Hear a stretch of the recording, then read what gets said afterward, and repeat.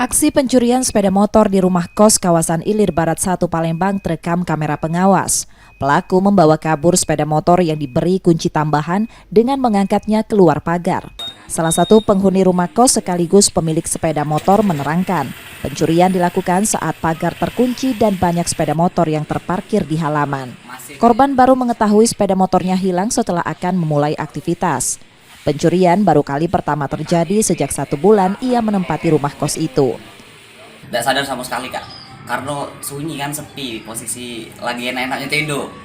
Gitu, kak. Padahal motor kita sudah digembok ya? Sudah digembok, ban depannya itu sudah digembok pakai kunci ganda.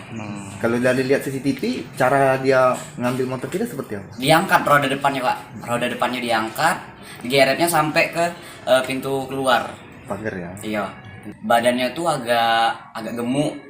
Agak gemuk, pakai masker warna hitam sama pakai hoodie warna hitam. Itu basic kak, kalau untuk mukonya Nian itu kan tidak jelas karena dia tuh pakai masker. Pencurian yang ramai di media sosial ini sudah dilaporkan korban ke polisi. Reski Oktora, Muklas Diferensial, Kompas TV, Palembang, Sumatera Selatan. Iya. Padahal motor galon kak, belakang tuh motor galon berjejer.